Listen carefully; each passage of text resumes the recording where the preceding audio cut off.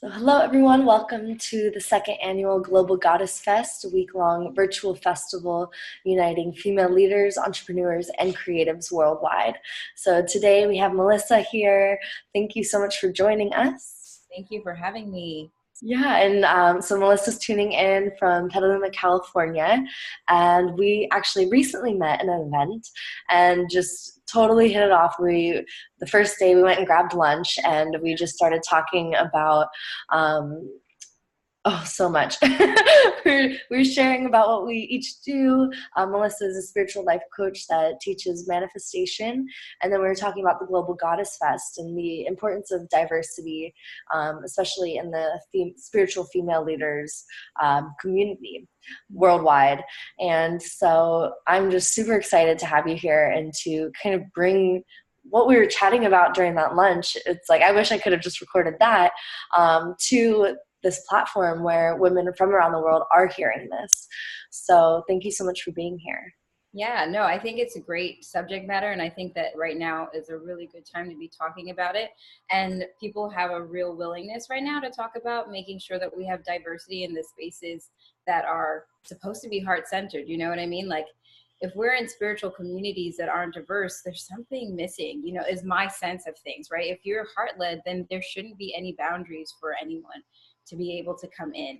And so, yes, I agree with you. Our conversation was like very beautiful and wonderful, and was about how to create those spaces and how to avoid barriers for diversity in spiritual community. Yeah, totally. And so I would love for you to just share a little bit more about what you're doing now and how you serve people. Sure. I am a spiritual life coach, and I teach manifestation primarily to women of color, but I really teach everybody. I have decided for myself that I really needed to focus my attention towards meeting a need that I see in our spiritual communities where I don't see a lot of diversity, right? And the physical experience that we have, my reality as a Black woman in America, dictates how I experience my life, and it has spiritual impacts on me too. And so I find that in some of our spiritual communities, some of the ones that I've been to don't really speak to our experience, and also doesn't always feel welcoming, right? Like sometimes I get into a space and I'm like, why doesn't anyone here look like me? Like what is the barrier? What's going on? And I think a lot of the time it's unintentional, and we have to become conscious to the reasons why things like that happen.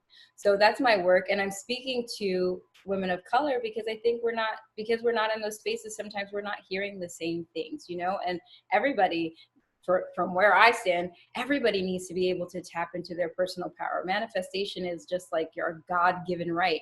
And so everyone needs to know, like every goddess needs to know that she is a goddess. So many don't even know that they have the power to influence the world around them and change their communities and change their lives. And so that's the work that I'm doing in the world. Yes. Yes to all of that. I love, and that is what I'm doing. Mic drop. It's so awesome. And so what got you into all of this work and got you stepping into that?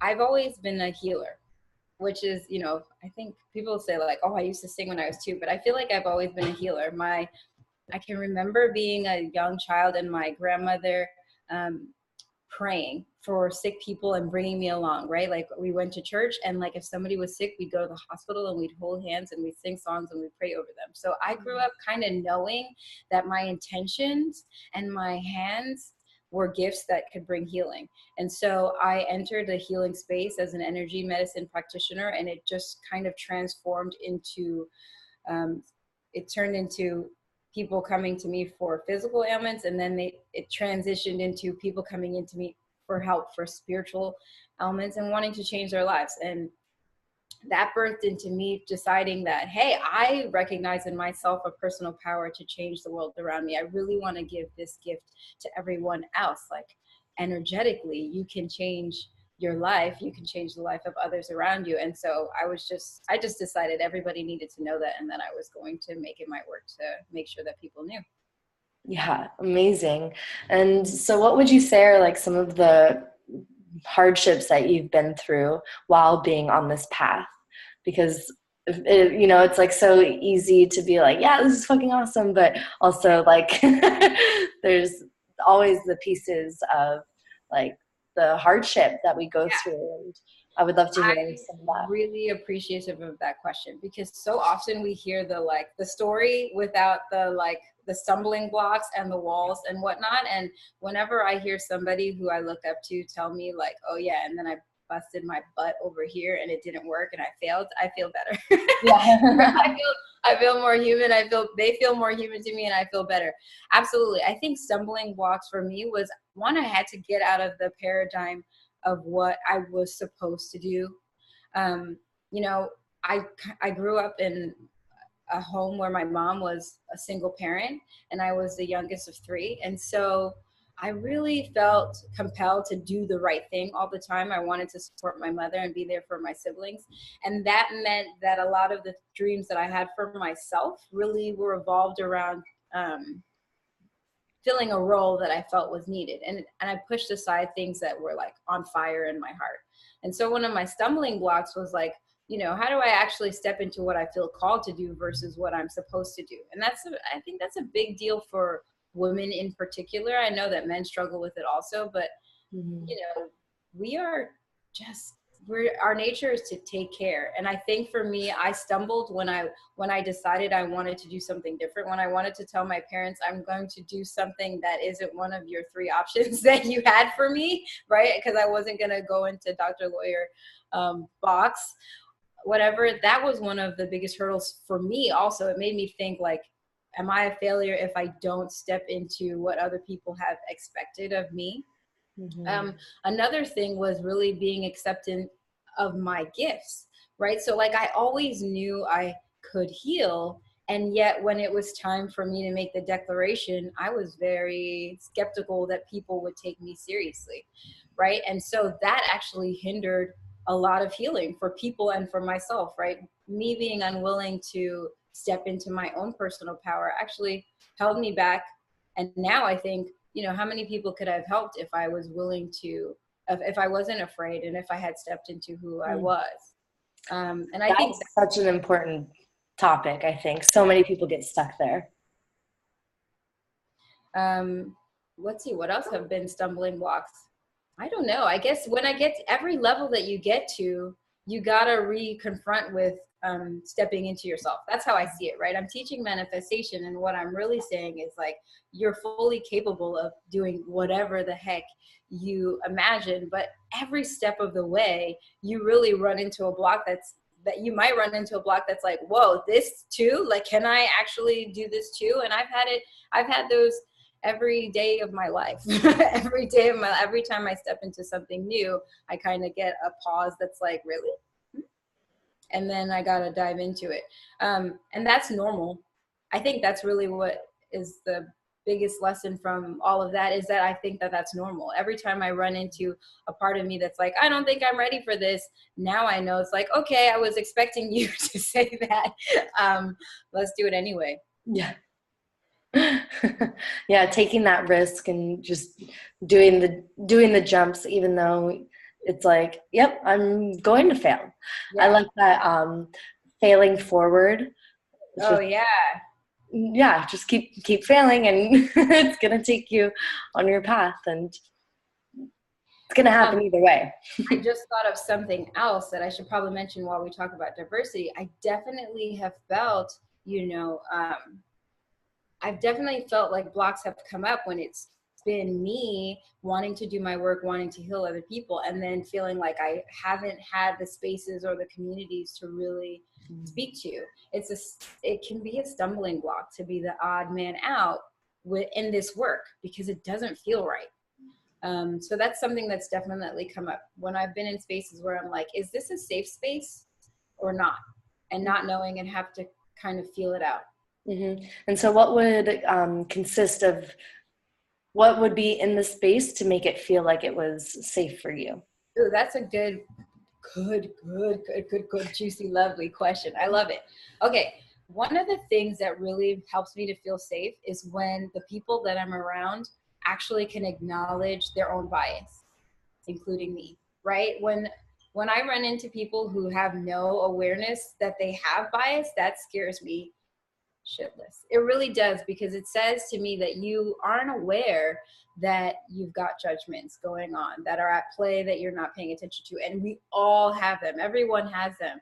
And so acknowledging that is like the first step. If you know that's there's a possibility that you might be seeing things in a way that's slanted, at least, you know, when someone has a conversation with you about it, you're open to receive. But I've found people that when I've mentioned, hey, like, you know, that's an actual hurtful comment to me, they get defensive instead of open to change.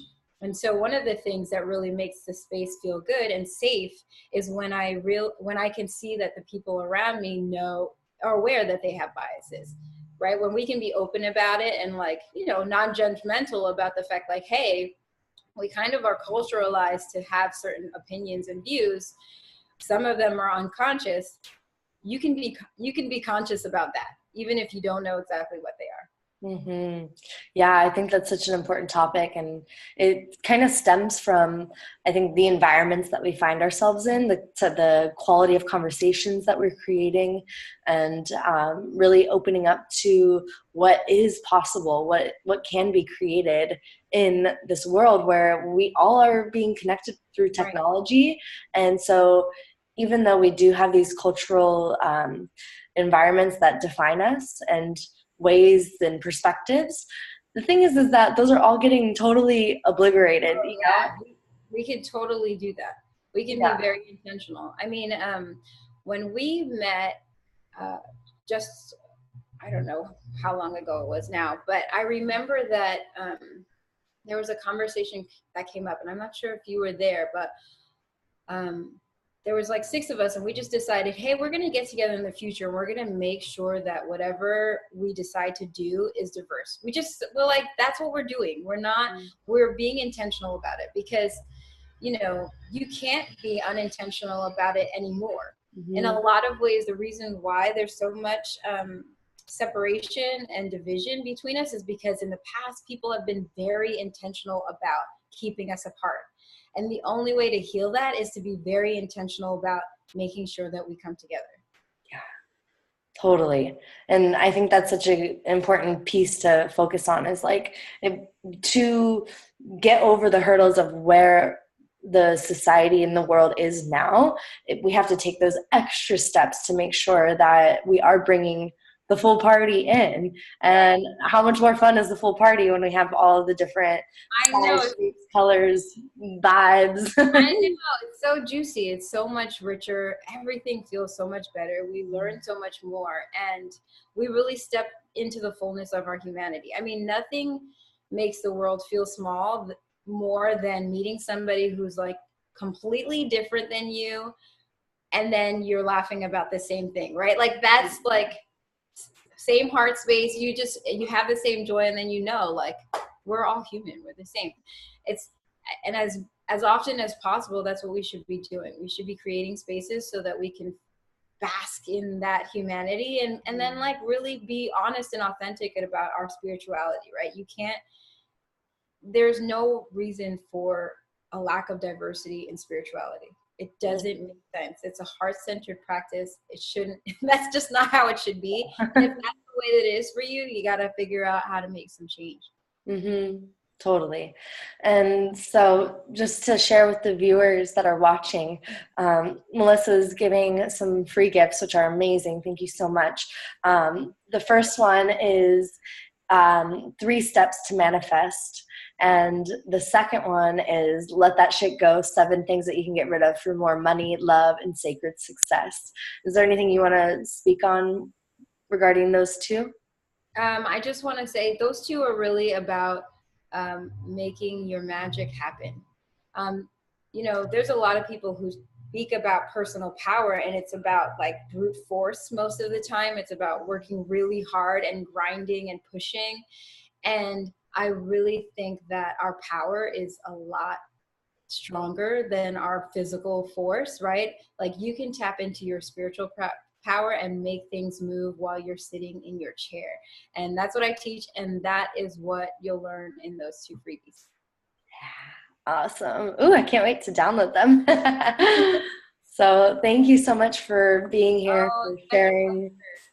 Yeah, and thank you everyone for tuning in, and we'll see you at the next uh, video festival. Bye. pleasure.